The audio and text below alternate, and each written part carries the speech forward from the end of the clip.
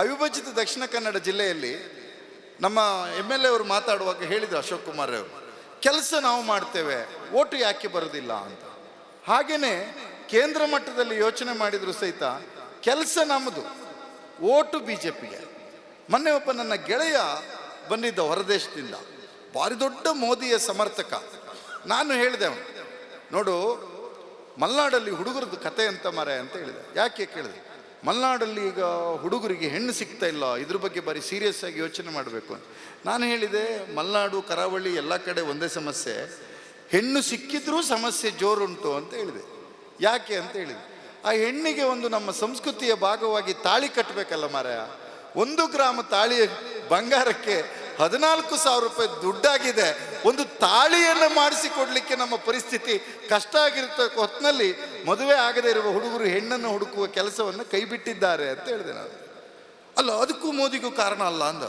ಖಂಡಿತ ದೇಶದಲ್ಲಿರುವ ನಿರುದ್ಯೋಗದ ಸಮಸ್ಯೆಗೂ ಮೋದಿಯವರಿಗೂ ಸಂಬಂಧ ಇಲ್ಲ. ಈ ದೇಶದಲ್ಲಿರ್ತಕ್ಕಂಥ ಅನ್ನ ಆಹಾರದ ಸಮಸ್ಯೆಗಳಿಗೂ ಮೋದಿಯವರಿಗೂ ಸಂಬಂಧ ಇಲ್ಲ. ಈ ದೇಶದಲ್ಲಿರ್ತಕ್ಕಂಥ ಕಾರ್ಮಿಕರ ಸಮಸ್ಯೆಗಳಿಗೂ ಮೋದಿಯವರಿಗೂ BJPಗೂ ಸಂಬಂಧ ಇಲ್ಲ. ಈ ದೇಶದ ರಸ್ತೆ ಸುವ್ಯವಸ್ಥೆ, ಅಂಗನವಾಡಿ, ಶಾಲೆ, ಕಾಲೇಜು, ಯೂನಿವರ್ಸಿಟಿ, ಸ್ಕಾಲರ್ಶಿಪ್ಪು ಇದಕ್ಕೂ BJPಗೂ ಸಂಬಂಧ ಇಲ್ಲ. ಮತ್ತೆ ಅವ್ರದ್ದು ಕೆಲಸ ಏನು ಅಂತ ಹೇಳಿದ್ರು. ಅವ್ರದ್ದು ಕೆಲಸ ಏನು ಅಂತ ಹೇಳಿದರೆ, ಅವರಿಗೆ ಅಧಿಕಾರಕ್ಕೆ ಬಂದ ಮೇಲೆ ಧರ್ಮ ಅಪಾಯದಲ್ಲಿದೆ ಅಂತ ಅವ್ರಿಗೆ ಗೊತ್ತಾಗಿದೆ. ಧರ್ಮ ರಕ್ಷಣೆ ಮಾಡುವುದು ಮಾತ್ರ ಅವರ ಹೊಣೆ. ಅಂದ್ರೆ ಧರ್ಮ ರಕ್ಷಣೆ ಅಂದರೆ ಹೇಗೆ? ಅಲ್ಲ, ನಮಗೆ ವಿಶ್ವನಾಥ ರೈಗಳಿಗೆ ಎಲ್ಲ ಚೆನ್ನಾಗಿ ಗೊತ್ತಿದೆ ನಾವು ಹಿಂದೂಗಳು ಅಂತ. ಹಾಗಾಗಿ ನಾವು ಎಲ್ಲೂ ಸಹಿತ ಬೊಬ್ಬೆ ಹೊಡಿತಾ ಇಲ್ಲ ರಾಜಾರಾಮ್ರೆ. ಈ BJPಯ ಟೀಮನ್ನು ನೋಡಿ ಶಶಿಕಿರಣ್ ಕರೆಕ್ಟ್ ಅಲ್ಲ, ಮೆರವಣಿಗೆ ಹೋಗ್ತಾ ನಾನು ಹಿಂದೂ ನಾನು ಹಿಂದೂ. ಅರೆ, ನಮಗೆ ನಮ್ಮ ಅಪ್ಪ ಸುಧೀರ್ ಕುಮಾರ್ ಮುರಳ್ಳಿ ಅಂತ ಹೆಸರಿಟ್ಟು ನಮ್ಮನ್ನು ಧರ್ಮಸ್ಥಳಕ್ಕೆ ಕರ್ಕೊಂಡೋಗಿ ಕೂದಲು ತೆಗೆಸಿ, ನಮಗೆ ಮನೆಯಲ್ಲಿ ಊರು ದೇವರಿಗೆ ಪೂಜೆ ಮಾಡಿಸಿ, ವಾರ್ಷಿಕ ಹರಕೆ ಮಾಡಿಸಿ, ದೇವಸ್ಥಾನದ ಹೋಮಕ್ಕೆ ಕರ್ಕೊಂಡೋಗಿ ತೀರ್ಥ ಕೊಡಿಸಿ ಎಲ್ಲ ಮಾಡಿದ್ರ ಕಾರಣಕ್ಕಾಗಿ ನನಗೆ ನಾವು ಹಿಂದೂ ಅನ್ನುವಂಥ ವಿಚಾರಕ್ಕೆ ತುಂಬ ಸ್ಪಷ್ಟತೆ ಇದೆ. ನಾನು ನಿಮ್ಮ ಧರ್ಮ ಯಾವುದು ಕೇಳಿದರೆ ಹಿಂದೂ ಅಂತ ಹೇಳುವಷ್ಟು ನಮಗೆ ಧೈರ್ಯ ಇದೆ. ಇವರು ಮನೆಯಲ್ಲಿ ಏನು ಮಾತಾಡ್ತಾರೆ ಗೊತ್ತಿಲ್ಲ, ರಸ್ತೆ ಮೇಲೆ ಅಂತೂ ಪುರುಸೊತ್ತಿಲ್ಲದೆ ನಾನು ಹಿಂದೂ ನಾನು ಅದು ಮಾರ್ರೆ ರಘುವರೆ ಗರ್ಜಿಸಿ ಹೇಳು ಅಂತ. ಯಾಕೆ ಗರ್ಜಿಸೋದು? ಈ ಸಿಂಹ ಕಾಡಿನಲ್ಲಿ ಭಾಷೆ ಮಾತಾಡಲಿಕ್ಕೆ ಬರುವುದ ಪ್ರಾಣಿಗಳೆಲ್ಲ ಗರ್ಜಿಸುವುದು, ಆನೆ ಗೀಳಿಡು, ಸಿಂಹ ಗರ್ಜಿಸುವುದು, ಹುಲಿ ಗರ್ಜಿಸುವುದು, ಇದು ನರಿ ಈಳಿಡುವುದು, ಕರೆಕ್ಟ್ ಅಲ್ವೇನ್ರಿ? ಈ ರೀತಿ ಶಬ್ದಗಳನ್ನು ಬಳಸ್ತೇವೆ ನಾವು ಮನುಷ್ಯರು. ಧರ್ಮದ ವಿಚಾರಗಳನ್ನು ಪ್ರೀತಿ, ಅಭಿಮಾನ, ಸ್ವಾಭಿಮಾನದಿಂದ ಮಾತನಾಡ್ತಾ ನನ್ನ ಧರ್ಮದ ಆಚರಣೆ ನನಗೆ, ನಿನ್ನ ಧರ್ಮದ ಆಚರಣೆ ನಿನಗೆ. ಆದರೆ ನಾವಿಬ್ಬರೂ ಸಹಿತ ರಸ್ತೆ ಮೇಲೆ ಬಂದು ಬಯಲಿನಲ್ಲಿ ನಿಂತಾಗ ನಾವು ತ್ರಿವರ್ಣ ಧ್ವಜದ ಕೆಳಗಡೆ ಈ ದೇಶದ ಪ್ರಜೆಗಳಾಗಿ ನಿಲ್ಲಬೇಕು, ನಾವು ಭಾರತೀಯರು ಅಂತ ಹೇಳಬೇಕು ಅಂತ. ಇವ್ರದ್ದು ಉಪದ್ರ ಸ್ಟಾರ್ಟ್ ಆಗಿದೆ. ಆದರೆ ಉಪದ್ರದ ಬುದ್ಧಿವಂತಿಕೆಯನ್ನು ನೀವು ಗಮನಿಸಬೇಕು. ಎಲ್ಲೂ ಸಹಿತ RSSಗೆ 100 ತುಂಬಿದ್ದಕ್ಕೆ ನಾವು ಹಿಂದೂ ಸಂಗಮ ಮಾಡ್ತಿದ್ದೇವೆ ಅಂತ ಅವರು ಬ್ಯಾನರ್ ಹಾಕಲಿಲ್ಲ, ಎಲ್ಲೂ ಹಾಕಲಿಲ್ಲ. ಯಾಕೆಂದರೆ ಆ ರೀತಿ ಹಾಕಿದರೆ BJP ಕಾರ್ಯಕರ್ತರು RSS ಕಾರ್ಯಕರ್ತರಿಗೆ ಅವರ ಅಡಿಗಡೆ ಹೋಗಲಿಕ್ಕೆ ಅನುಮಾನ ಮತ್ತು ಭಯ ಸ್ಟಾರ್ಟ್ ಆಗಿದೆ. ಅವರಿಗೆ ಗೊತ್ತಾಗಿದೆ, ದೇಶಭಕ್ತಿಯ ಹೆಸರಿನಲ್ಲಿ ಹೇಳ್ತಾ ಹೇಳ್ತಾ ಅಧಿಕಾರಕ್ಕೆ ಬಂದಿರತಕ್ಕಂಥ ಜನ ಚೀನಾದವರು 2,000 ಹೆಕ್ಟೇರ್ಗಿಂತ ಹೆಚ್ಚು ಭಾರತದ ಭೂಮಿಯನ್ನು ಒತ್ತುವರಿ ಮಾಡಿ ಅಲ್ಲಿ ಊರುಗಳನ್ನು ನಿರ್ಮಾಣ ಮಾಡಿದ ಹೊತ್ತಿನಲ್ಲಿ ನಮ್ಮ ಪ್ರಧಾನಮಂತ್ರಿಗಳು, ನಮ್ಮ ರಕ್ಷಣಾ ಸಚಿವರು ಸೇನೆಯ ಅಧಿಕಾರಿಗಳಿಗೆ ಅವರ ಮೇಲೆ ಕ್ರಮ ತೆಗೆದುಕೊಳ್ಳಿಕ್ಕೆ ಅಧಿಕಾರವನ್ನು ಕೊಡಲಿಲ್ಲ. ಮೊದಲು ಮಾತಾಡ್ತಾ ಇದ್ರು ಅವರು. ಯಾವ ರೀತಿ ನೀವು ಯೋಚನೆ ಮಾಡಬೇಕು, ನಾನು ಅವರ ಅಧಿಕಾರದ ಈ 12 ವರ್ಷಗಳನ್ನು ನಿಮ್ಮ ನೆನಪಿಗೆ ತರೋದಷ್ಟೇ ನನ್ನ ಕೆಲಸ. ಮೋದಿಯವರು ಈ ದೇಶದಲ್ಲಿ ಯಾವ ಪ್ರಧಾನಮಂತ್ರಿಗಳು ಸಹಿತ ಕರೆ ಇಲ್ಲದೆ ಯಾರೂ ಹೋಗಲಿಲ್ಲ. ನಾವು ಸಹ ಒಂದು ಮದುವೆ ಮನೆಗೆ ಹೋಗುವಾಗ ಯಾರಾದರೂ ಒಂದು ಇನ್ವಿಟೇಷನ್ ಕೊಡದೇ ಇದ್ದರೆ ವಾಟ್ಸಪ್ಪಲ್ಲೇ ಕಳಿಸಿದ್ರೂ ಹೋಗೋದಿಲ್ಲ ನಾವು. ವಾಟ್ಸಪ್ಡು ಕಡಪುಡ್ದೆ ಮಾರ ಇನ್ವಿಟೇಷನ್ ಕೊರತು ಜನಕ್ಕೆ ಹೋಗೋದಿಲ್ಲ ನಾವು. ಆದರೆ ನಮ್ಮ ನರೇಂದ್ರ ಮೋದಿಯವರು, ನಮ್ಮ ಪ್ರಧಾನಮಂತ್ರಿಗಳು ಪಾಕಿಸ್ತಾನದ ಕರೆಯೇ ಇಲ್ಲದ ಸಂದರ್ಭದಲ್ಲಿ ಪಾಕಿಸ್ತಾನಕ್ಕೆ ಹೋಗಿ ನವಾಜ್ ಶರೀಫರ ಜೊತೆ ಕೂತು ಬಿರಿಯಾನಿ ತಿಂದು ಬಂದರು. ಆಗ ನಾವೆಲ್ಲ ಸ್ವಲ್ಪ ಗಲಿಬಿಲಿ ಆದ್ವಿ, ಇದು ಏನು ಕತೆ ಅಂತ. BJP ಕಾರ್ಯಕರ್ತರದ್ದು ವಾದ ಬೇರೆ. ಹೆಂಗೆ ನಮ್ಮ ಮೋದಿಯವರು ನವಾಜ್ ಶರೀಫರು ಬೇರೆಯವರಿಗೆಲ್ಲ ಹೋದಾಗ ಅದು ಎಂತ ಮಾಡೋದು ನೀವು ಮನೀರು? ಅರಬ್ಬಿ ಫುಡ್ ಮಾಡ್ತಿರ್ಲಿ ಅಂತ ಅದು ಮಂದಿ ಬೇರೆಯವರಿಗೆ ಮಂದಿ ಮಾಡಿಕೊಡ್ತಿದ್ರು, ಇವರಿಗೆ ಮಂದಿ ತಿನ್ನಲಿಕ್ಕೆ ಮನಸ್ಸಾಗಲಿಲ್ಲ ಅಂಥೇಳಿ ಕುತ್ತು ನವಾಜ್ ಶರೀಫರೇ ನಿತ್ರು ಬಿರಿಯಾನಿ ಮಾಡಿಕೊಟ್ರು, ಇದು ಕೆಪಾಸಿಟಿ ನಮ್ಮದು ಅಂತ. ಆಯಿತು ಮಾರೆ, ನಿಮ್ಮ ಕೆಪಾಸಿಟಿ ಹಾಗೇ ಇರಲಿ ಅಂತ ನಂಬಿ ಆಯಿತು. ಅದಾದ ಮೇಲೆ ಈ ದೇಶದೊಳಗೆ ರೈತರ ಚಳುವಳಿ ನಡೀತು. 4 ಕಾಯ್ದೆಗಳನ್ನು, ರೈತ ಪರವಾಗಿರ್ತಕ್ಕಂಥ ಕಾಂಗ್ರೆಸ್ ಸರ್ಕಾರ ತಂದಿರತಕ್ಕಂಥ ಕಾಯ್ದೆಗಳನ್ನು ತಿದ್ದುಪಡಿ ಮಾಡ್ತಕ್ಕಂಥ ಸಂದರ್ಭ ಬಂತು. ಆಗ ಸಹಿತ BJPಯವರು ನೆರೇಷನ್ ನಿಲ್ಲಿಸಲಿಲ್ಲ. ಅವ್ರ ನೆರೇಷನ್ ಭಾರಿ ಚೆನ್ನಾಗಿದೆ.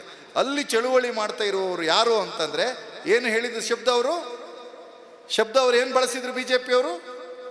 ಖಲಿಸ್ತಾನಿಗಳು, ನಮ್ಮ ದೇಶದ ಹೆಮ್ಮೆಯ ರೈತರ ಮಕ್ಕಳನ್ನ ಖಲಿಸ್ತಾನಿಗಳು ಅಂತ ಹೇಳಿ ಅಪಮಾನ ಮಾಡಿ ಮಾತನಾಡ್ತಕ್ಕಂಥ ಕೆಲಸ ಪುತ್ತೂರಿನ BJPಯ ನಾಯಕರಿಂದ ಹಿಡಿದು ದೆಹಲಿಯ BJPಯ ನಾಯಕರವರೆಗೂ ಆ ರೀತಿಯಾದ ಕೆಲಸ ಮಾಡಿದ್ರು. ಆದರೆ ಕಾಂಗ್ರೆಸ್ ಪಕ್ಷಕ್ಕೆ ಗೊತ್ತಿತ್ತು ಅವರು ಖಲಿಸ್ತಾನಿಗಳಲ್ಲ, ದೇಶದ ರೈತರ ಭವಿಷ್ಯವನ್ನು ಕಾಪಾಡಬೇಕು ಅಂತ ಹೋರಾಟ ಮಾಡಿದವರು ಅಂತೇಳಿ ಕಾಂಗ್ರೆಸ್ನವರು ಅವರ ಹೋರಾಟಕ್ಕೆ ನಾವು ಬೆಂಬಲವನ್ನು ಕೊಟ್ವಿ. ಕೊನೆಗೂ ಸಹಿತ ಈ ಮೋದಿಯವರ ನೇತೃತ್ವದ BJP ಸರ್ಕಾರ 4 ಕಾಯ್ದೆಗಳನ್ನು ಹಿಂಪಡೆಯುವ ಕೆಲಸವನ್ನು ಮಾಡಿರುವುದಲ್ಲಿ ಈ ದೇಶದ ರೈತ ಚಳುವಳಿಗಾರರು ಎಷ್ಟು ಕಾರಣವೋ ಅಷ್ಟೇ ದೊಡ್ಡ ಮಟ್ಟದಲ್ಲಿ ಕಾಂಗ್ರೆಸ್ ಪಕ್ಷ ಮತ್ತು ನಮ್ಮ ನಾಯಕರಾದ ರಾಹುಲ್ ಗಾಂಧಿಯವರು ಕಾರಣ. ಆಮೇಲೆ ನಾವು ಮಾತಾಡ್ತಾ ಇದ್ವಿ ಏನಂತ, ನಮ್ಮ ಮುಖ್ಯಮಂತ್ರಿಗಳು ಯಾವಾಗಲೂ ಹೇಳ್ತಾ ಇರ್ತಾರೆ ಏನಂತಂದರೆ, ನಾನು ಕುರಿ ಕಾಯ್ತಾ ಇದ್ದೆ ಅಂತ. ಪ್ರಧಾನಮಂತ್ರಿಗಳನ್ನಂತೂ ಇನ್ನೂ ಬಿಗಿಯಾಗಿ ಹೇಳ್ತಾ ಇರ್ತಾರೆ. ಅವರೇನು ಅಂತಂದರೆ, ನಾನು ಟೀ ಮಾರ್ತಾ ಇದ್ದೆ ಅಂತೇಳಿ. ಟೀ ಮಾರಿದ್ರು ಬಿಟ್ಟರು ನಮಗೆ ಗೊತ್ತಿಲ್ಲ, ನಮಗದು ಅವಶ್ಯಕತೆ ಇಲ್ಲ. ಆದರೆ ಕಾಂಗ್ರೆಸ್ ಪಕ್ಷ ಸತತವಾಗಿ ಹೇಳ್ತಾ ಬಂತು, ಕುರಿ ಕಾಯುತ್ತಿದ್ದ ಒಬ್ಬ ವ್ಯಕ್ತಿ ಈ ರಾಜ್ಯದ ಮುಖ್ಯಮಂತ್ರಿ ಆಗಿದ್ರೆ, ಟೀ ಮಾರುತ್ತಿದ್ದೆ ಎಂದು ಸುಳ್ಳನ್ನೇ ಹೇಳಿಕೊಂಡು ಬಂದಂತಹ ಒಬ್ಬ ವ್ಯಕ್ತಿ ಈ ದೇಶದ ಪ್ರಧಾನಮಂತ್ರಿ ಆಗಿದ್ರೆ ಅದು ನಿಮ್ಮ ಪಕ್ಷದ ಸಾಧನೆ ಅಲ್ಲ, ಅದು ಭಾರತದ ಸಂವಿಧಾನದ ಸಾಧನೆ ಅಂತ ನಾವು ಹೇಳ್ತಾ ಇದ್ವಿ. ಆ ಸಂವಿಧಾನವನ್ನೇ ಬುಡಮೇಲು ಮಾಡ್ತಕ್ಕಂಥ ಪರಿಸ್ಥಿತಿ ಬಂದಿದೆ. ಯಾವ ರೀತಿ ಬಂತು ನಾವು ಯೋಚನೆ ಮಾಡಬೇಕು. ಈ ದೇಶಕ್ಕೆ ಸ್ವತಂತ್ರ ಬಂದ ಹೊಸರಲ್ಲಿ ನಾವು ಘೋಷಣೆ ಮಾಡಿದ್ದೇನು ಅಂತಂದರೆ, ಈ ದೇಶದಲ್ಲಿ ಯಾರ್ಯಾರು ಈ ಗಡಿ ಭಾಗದಲ್ಲಿ ಉಳ್ಕೊಂಡಿದ್ದಾರೆ ಇವರೆಲ್ಲರೂ ಭಾರತೀಯರು ಅಂತ. ನಮಗೆ ಯಾರಿಗೂ ಡೌಟ್ ಇರಲಿಲ್ಲ, ವಿಶ್ವನಾಥ್ ಅಣ್ಣನಿಗೆ ಡೌಟ್ ಇರಲಿಲ್ಲ. ನಮ್ಮ ತಂದೆ, ನಮ್ಮ ಅಜ್ಜ ಇಲ್ಲಿ ಹುಟ್ಟಿದ್ರು, ಬೆಳೆದಿದ್ವಿ. ಇವರು ಮತ್ತೆ ಇಲ್ಲಿ ಜಾರಿಗೆ ತಂದರು, ಅದಕ್ಕೆ NRC CAA ಅಂತ ಹೇಳಿದರು. ನಮ್ಮ ದೇಶದ ಹುಟ್ಟಿರ್ತಕ್ಕಂಥ ಜನ, ನಾವು ಯೋಚನೆ ಮಾಡಿದರೆ ಇದು ಮುಸಲ್ಮಾನರು ಮಾತ್ರ ಸರ್ಟಿಫೈ ಮಾಡಬೇಕು ಅಂತ. ಮುಸಲ್ಮಾನರು ಮಾತ್ರ ಅಲ್ಲ, ಈ ದೇಶದ ಎಲ್ಲ ಜನರನ್ನು ನಾವು ಅನುಮಾನದಿಂದ ನೋಡ್ತಾ ಇದ್ದೇವೆ, ಇವರು ಭಾರತದ ಪ್ರಜೆಗಳಲ್ಲ ಅಂತ ಹೇಳುವಂಥದ್ದು. ಒಂದು ಪ್ರಶ್ನೆ ನಂದೇನಿದೆ ಅಂತಂದರೆ, ಒಂದು ಕಾಡಿನಲ್ಲಿ ಒಂದು ಹೆಬ್ಬಾವು ಸೇರಿದರೆ ಅಥವಾ ನರಭಕ್ಷಕ ಹುಲಿ ಸೇರಿದರೆ ಆ ಹುಲಿಯನ್ನು ಹಿಡಿಯಬೇಕೇ ಹೊರತು ಕಾಡಿಗೆ ಬೆಂಕಿ ಕೊಡುವುದು ಸಂಸ್ಕೃತಿ ಅಲ್ಲ.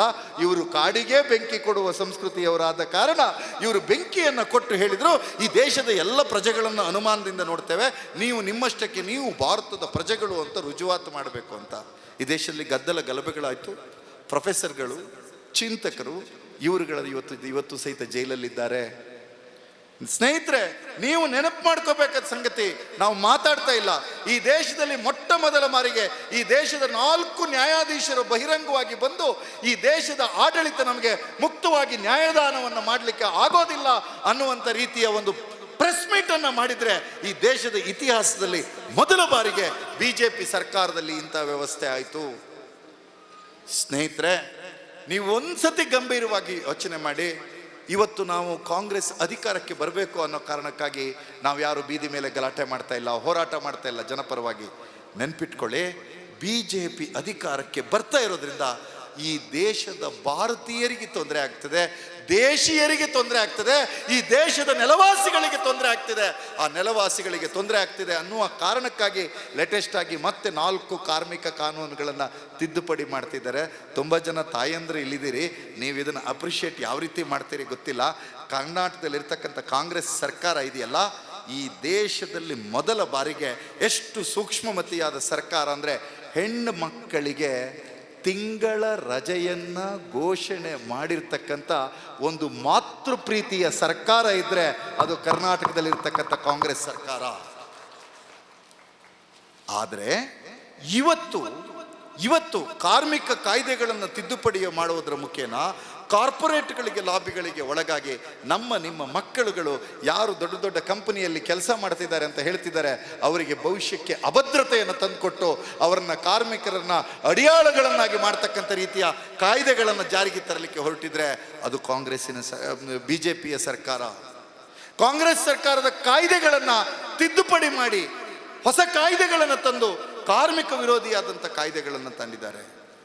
ಇದಿಷ್ಟು ಆ ರೀತಿಯಾದ ಕತೆ. ಆದರೆ ದಕ್ಷಿಣ ಕನ್ನಡ ಜಿಲ್ಲೆಗೆ ಬಂದರೆ ನಾನು ಇಲ್ಲಿ ಮಾತಾಡಬೇಕು ಅನ್ನೋ ಕಾರಣಕ್ಕೆ ಮಾತಾಡ್ತಿದ್ದೇನೆ. ಯಾಕಂದರೆ ನಮ್ಮ ತಂದೆ ಕ್ಯಾಂಪ್ಕೋ ಶೇರ್ದಾರ್. ಇಲ್ಲೊಂದು ಕ್ಯಾಂಪ್ಕೋ ಅಂತಿದೆ, ಅದನ್ನು ಕಟ್ಟಿದ್ದು ಗಾಂಧಿವಾದಿಗಳು.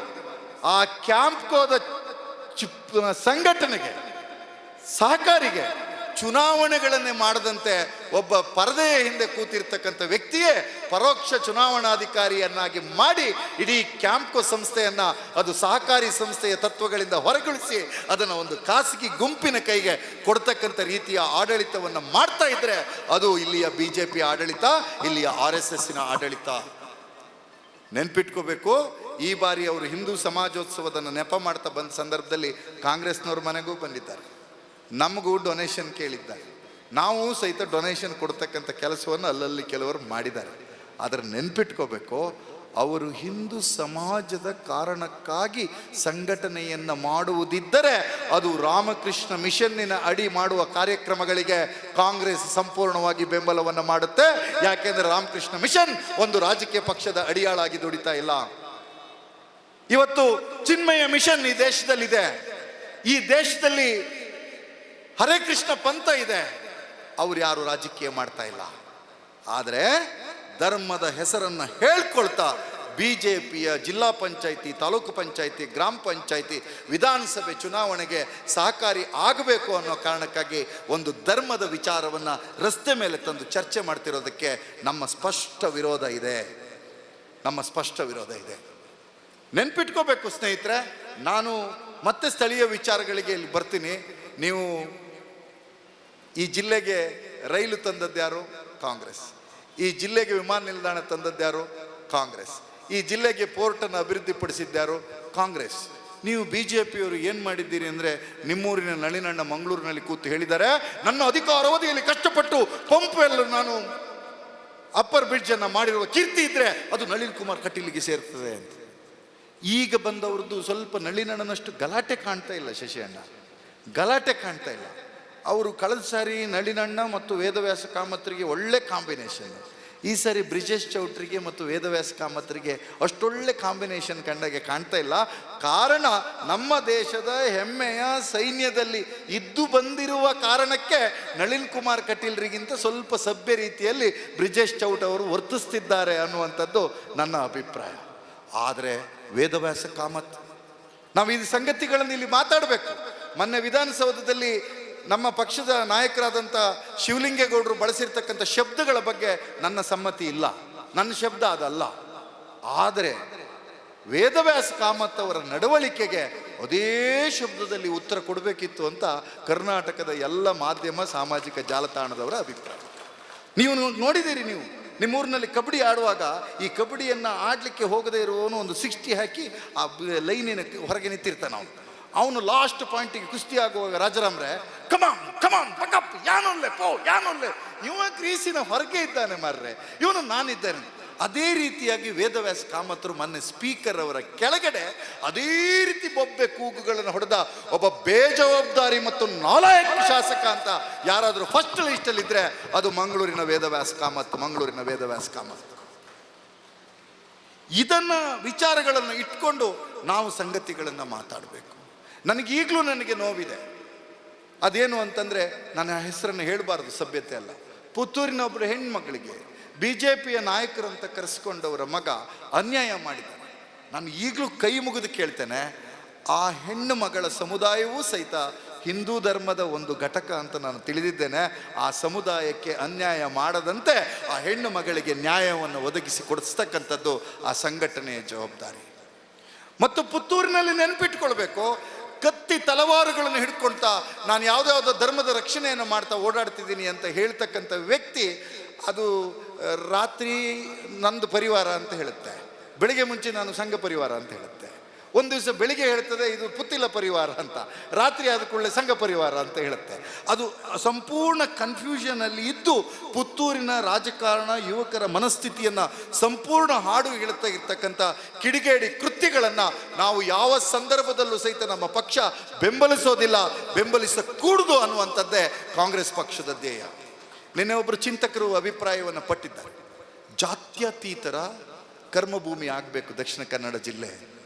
ತುಂಬ ಸತಿ ಜಾತ್ಯತೀತ ಅನ್ನೋ ಶಬ್ದ ಟೀಕೆಗೆ ಒಳಗಾಗ್ತಿದೆ ಶಾಹುಲ್. ಜಾತ್ಯತೀತ ಶಬ್ದ ಅಂತಂದರೆ ಅದನ್ನು ಟೀಕೆ ಮಾಡ್ತಕ್ಕಂಥ ರೀತಿಯಲ್ಲಿ ಮಾತನಾಡ್ತಿದ್ದಾರೆ.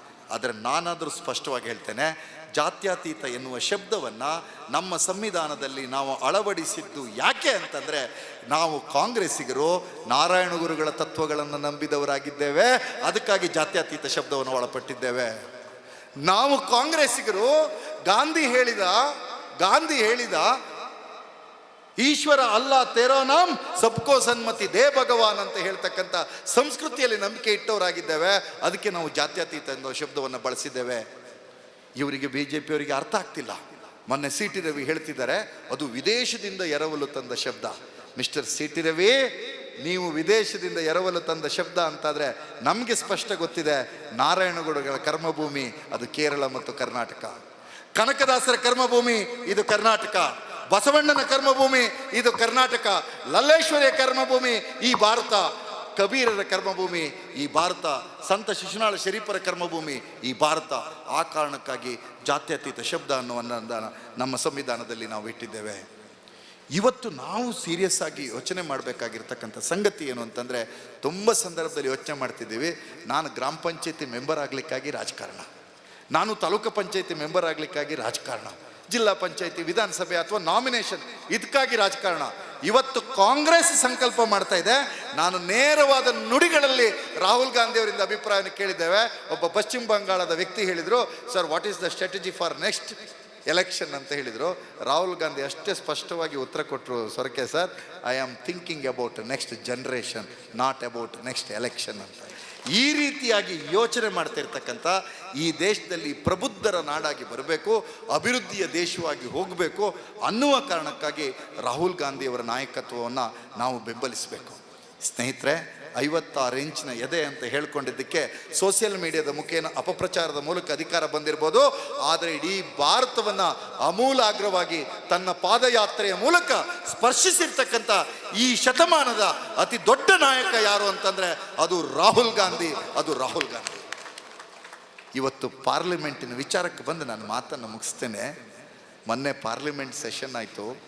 ಯಶವಂತ್ ಸಿನ್ಹಾ ಅವರು ಮಾತಾಡಿದ್ದನ್ನು ನೀವೆಲ್ಲ ಗಮನಿಸಿದ್ದೀರಿ ಅಂತ ನಾನು ತಿಳ್ಕೊಂಡಿದ್ದೇನೆ.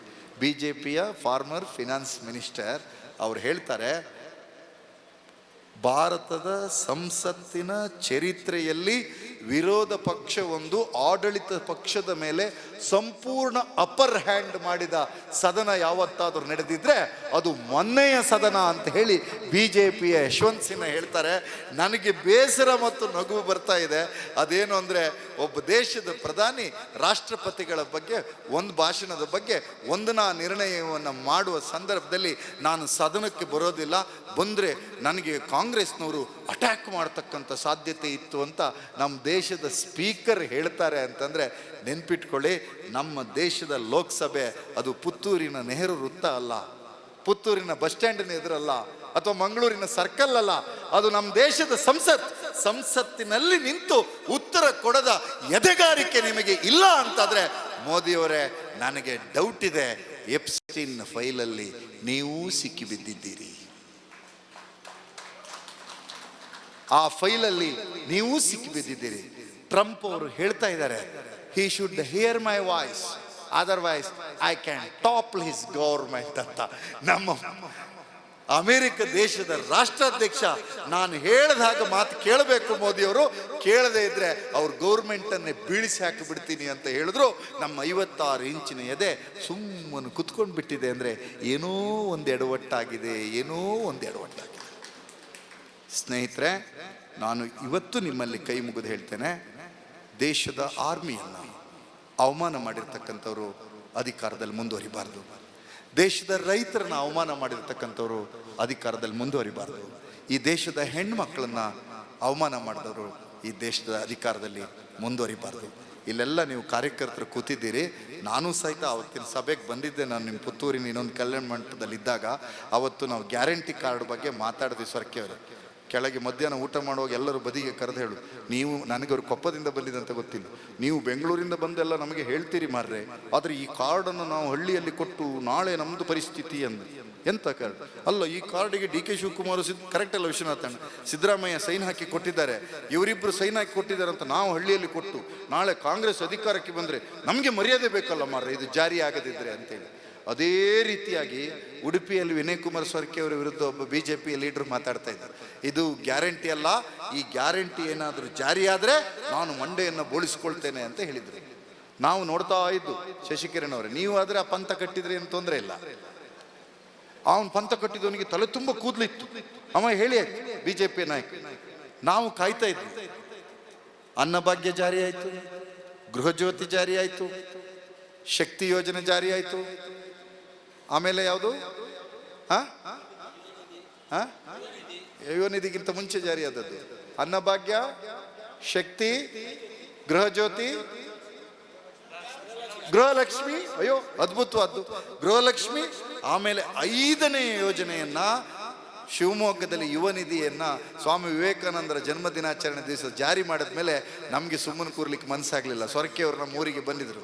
ಬಂದಾಗ ನಾನು ಯೋಚನೆ ಮಾಡಿದೆ, ಇದು ಬಿಟ್ಟರೆ ಆಗಲಿಲ್ಲ ಅಂತೇಳಿ ಎಲ್ಲ ವೆರೈಟಿಯ ಬ್ಲೇಡುಗಳನ್ನು ತೆಗೆದುಕೊಂಡು ಅವನಿಗೆ ಒಂದು ಕವರಲ್ಲಿ ಹಾಕಿ ಕಳಿಸ್ಕೊಟ್ವಿ.